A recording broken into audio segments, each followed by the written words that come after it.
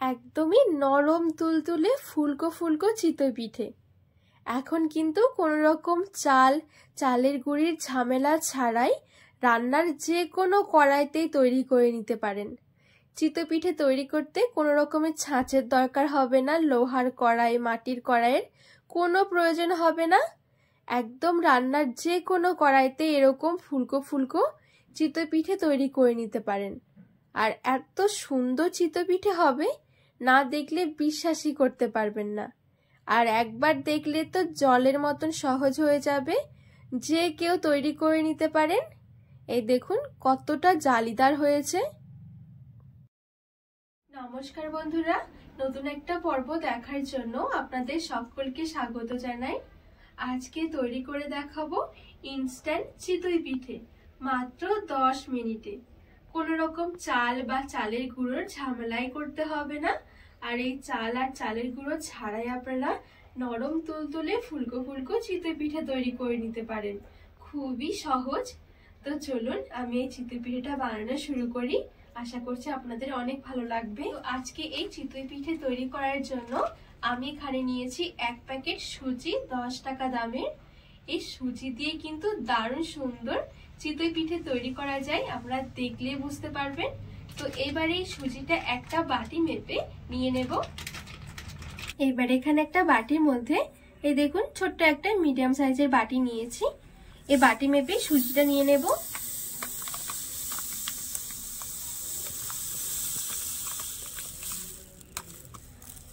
তো এখানে দেখুন পুরো আমার 1 বাটি মতন হয়েছে সুজি।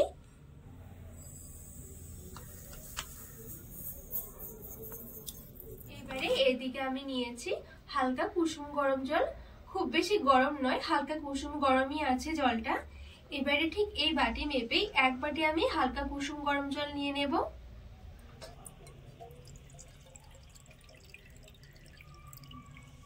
এবারে 1 বাটি জলটা আমি সুজির মধ্যে নিয়ে নেব।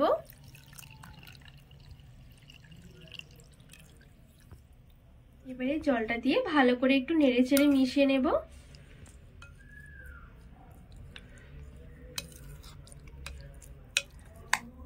তো দেখুন এখানে আমি খুব সুন্দরভাবে জলটা দিয়ে আমি মিশিয়ে নিয়েছি।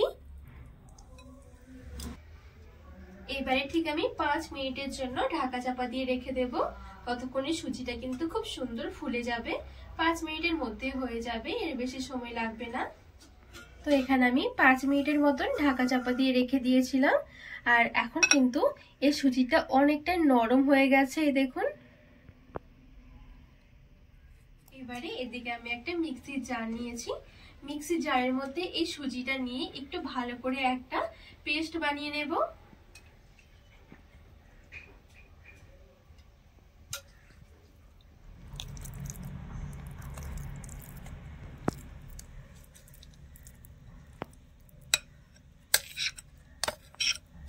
এবারে ঢাকা চাপা দিয়ে একদম মিহি করে একটা পেস্ট বানিয়ে নেব। তো এখানে খুব সুন্দরভাবে আমি সুজিটা একদম মিহি করে পেস্ট বানিয়ে নিয়েছি। আর দেখুন এখন কিন্তু একটু আঠালো মনে হবে এরকম। আর একটু ভালো করে কিন্তু পেস্টটা করে নিতে হবে।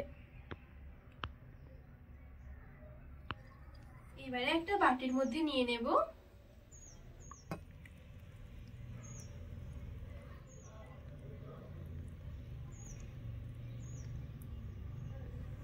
আর এখানে মিক্সির জার ধুয়ে আমি সামান্য একটু জলও দিয়ে দিলাম। এবারে ভালো করে একটু মিশিয়ে নেব। আর এই পর্যায়ে একটু ভালো করে ফেটিয়ে নিতে হবে। যত সুন্দর ফেটানো হবে তত সুন্দর কিন্তু চিতই পিঠেগুলো একেবারে ফুলকো ফুলকো হবে। আর এখানে দেখুন ফেটাতে ফেটাতে কিন্তু খুব সুন্দর একদম একটা ক্রিমের মতন হয়ে যাবে। তো এখানে আমি 2 থেকে 3 মিনিটের মতন একটু ভালো করে ফেটিয়ে নিয়েছি। আর এখানে আমি যেহেতু 1 বাটি নিয়েছিলাম সুজি, সেজন্য টোটাল কিন্তু আমার জল লেগেছে 1.5 বাটি। আমি মিক্সির জার ধুয়ে 1/2 বাটি মতন জল দিয়েছিলাম। তো 1 বাটি সুজির জন্য ঠিক 1.5 বাটি মতন জল হলেই যথেষ্ট। আর এখানে নিয়েছি কিছুটা নারকেল কোড়া। চিতই পিঠের মধ্যে একটু নারকেল কোড়া হলে কিন্তু খেতে বেশি ভালো লাগে। তো আমি এখানে খুব বেশি নয় 2 টেবিল চামচের মতন নিয়েছি। এবারে দিয়ে দেব। আর দিয়ে দিচ্ছি সামান্য লবণ স্বাদ মতন। আর এখানে নিয়েছি 1 টেবিল চামচের 3 ভাগের 1 ভাগ বেকিং পাউডার। বেকিং সোডা নয়, বেকিং পাউডার দিতে হবে। তো এখানে আমি 1 টেবিল চামচের 3 ভাগের 1 ভাগ নিয়েছি। এবারে সবকিছু ভালো করে মিশিয়ে নেব।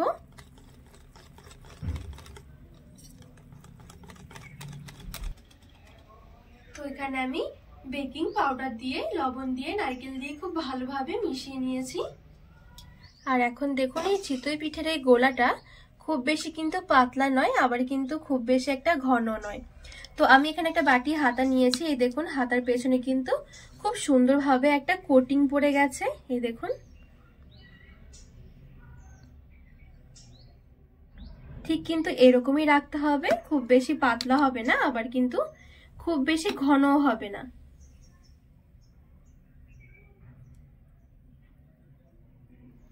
তো এইবারে চলুন আমি চিতই পিঠেগুলো বানানো শুরু করি। আর বেকিং পাউডার দিয়ে কিন্তু মিশিয়ে সঙ্গে সঙ্গে পিঠেগুলো বানিয়ে নিতে হবে। বেকিং পাউডারের কার্যকারিতা কিন্তু খুব বেশিক্ষণ থাকে না। তো আপনারা যদি মনে করেন ব্যাটার তৈরি করে কিছুক্ষণ পর চিতই পিঠে তৈরি করবেন, তাহলে সেক্ষেত্রে কিন্তু বানানোর সময়ে কিন্তু বেকিং পাউডারটা দিয়ে মিশাতে হবে, তারপরে চিতই পিঠেগুলো তৈরি করতে হবে।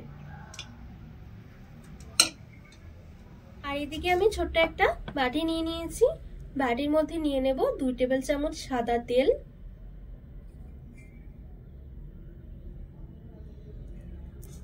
আর দিয়ে দেব 1 টেবিল চামচ জল। ভালো করে একটু মিশিয়ে নেব।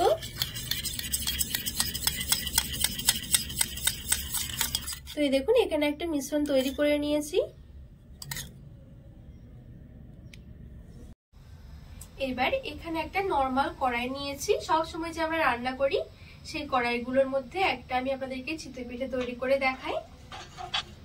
তো এখানে কড়াইটা খুব ভালোভাবে গরম করে নিয়েছি।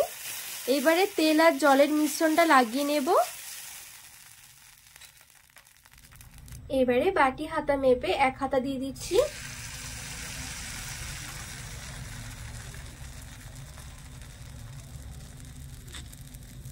এবারে ঢাকা চাপা দিয়ে রেখে দেব 3 থেকে 4 মিনিট মিডিয়াম থেকে লো আঁচের মাঝামাঝি। তো এখানে আমি পুরো 4 মিনিটের মতন একদম হালকা আঁচে ঢাকা চাপা দিয়ে রেখে দিয়েছি। এবারে ঢাকনা খুলে দেখে নেব। এই দেখুন কত সুন্দর চিতই পিঠে হয়েছে। কড়াইও কিন্তু দারুণ সুন্দর চিতই পিঠে তৈরি করা যায়। কতটা ফুলকো হয়েছে দেখুন। তো একইভাবে আরো একটা তৈরি করে দেখাচ্ছি। অল্প তেল আর জলের মিশ্রণটা লাগিয়ে নিলাম। আর এখানে দিয়ে দিচ্ছি 1 হাতা মতন চিতই পিঠের গোলা। আবারও ঢাকা চাপা দিয়ে রেখে দেব মিডিয়াম থেকে লো আঁচের মাঝামাঝি 4 মিনিট। তো এই দেখুন ঠিক 4 মিনিট পর এই পিঠেটাও কত সুন্দর ফুলকো হয়েছে। একদমই ফুলকো ফুলকো চিতই পিঠে। আপনারা কিন্তু রান্নার যে কোনো কড়াইতে ঝটপট তৈরি করে নিতে পারেন। বোঝাই যাবে না যেটা রান্নার কড়াইয়ে তৈরি করা হয়েছে। এত সুন্দর পিঠে হবে। তো এখানে একটা প্লেটের মধ্যে আমি সাজিয়ে নিয়েছি। আর এখানে এই পিঠে খাওয়ার জন্য আমি এখানে খেজুরের গুড় নিয়েছি।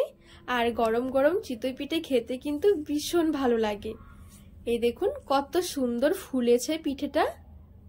প্রত্যেকটা পিঠে এরকমই একেবারে ফুলকো হবে। আর ভেতর থেকেও দেখুন পিঠে কত সুন্দর জালিদার হয়েছে। খুবই অল্প সময়ে ঝটপট কিন্তু এই পিঠে তৈরি করে নিতে পারেন।